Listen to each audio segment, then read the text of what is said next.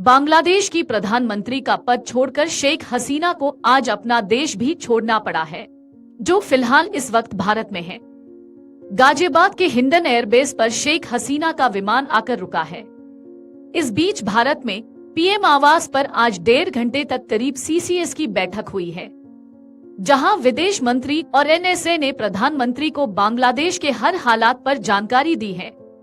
अब हिंडन एयरबेस से शेख हसीना का विमान कहां जाएगा, ये अभी साफ नहीं है। उधर बांग्लादेश में भीड़ बगावत के बाद सड़कों पर है, जिसने दोपहर में पीएम आवास में घुसकर खूब लूटापट की। उसके बाद अवामी लीग के कई सांसदों के घर, दफ्तर और मंत्रियों के घर पर भी हमला हुआ और आगजनी की गई है। बांग्लादेश में 4 हिंदू मंदिरों को भी निशाना बनाया गया है।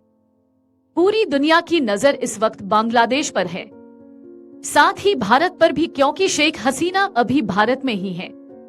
शेख हसीना ने आखिर ऐसा क्या किया कि 15 साल की प्रधानमंत्री को 45 मिनट में देश छोड़ना पड़ा।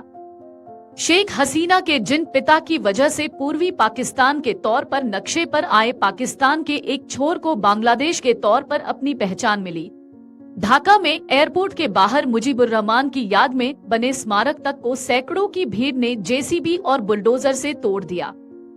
बांग्लादेश में शेख हसीना के तख्तापलट के बाद मुजीबुर रहमान के खिलाफ गुस्सा जताती ये तस्वीरें गवाही देती हैं कि भले आप 15 साल से चुनाव जीत रहे हो, लेकिन जनता तानाशाही पसंद नहीं करती।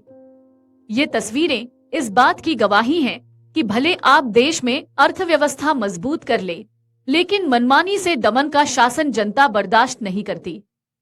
शेख हसीना की तानाशाही ने बांग्लादेश को ऐसे देश में बदल दिया है जहां बांग्लादेश के सैनिक ही प्रधानमंत्री के देश छोड़कर भागने पर जश्न मनाते नजर आते हैं, जहां बांग्लादेश के सुरक्षा बल ही शेख हसीना के ढाका से जाने के कुछ ही देर में उनकी तस्वीर को हटाकर बता देते हैं कि फिलहाल सत्ता अब सेना ही संभालने जा रही है।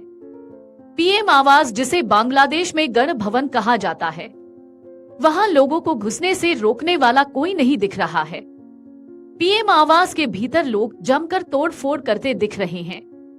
वीडियो में एक ऐसा शख्स दिख रहा है जो ढाका में पीएम आवास के भीतर बेड पर लेटकर ही खुश है। ये वो जनता है जिसने शेख हसीना के खिलाफ बगावत की है, जिसे लगता है कि पीएम आवास में घुसकर लाया गया ये सामान उस सत्ताधारी को हराने का मेडल या ट्रॉफी है, जिसने सत्ता मिलने पर मान लिया कि अब वो जो चाहेगा वही करेगा। निरंकुशता को हटाने के बाद बांग्लादेश में पैदा हुए यही हालात अस्थिर राष्ट्र का अंदेशा पैदा कर चुके हैं, जिसका नुकसान बहुत बड़ा है। अगर आप ये वीडियो YouTube पर देख रहे हैं तो हमारे चैनल को सब्सक्राइब करें और बेल आइकन को दबाना ना भूलें। अगर आप Facebook पर ये वीडियो देख रहे हैं तो हमारे पेज को लाइक करें।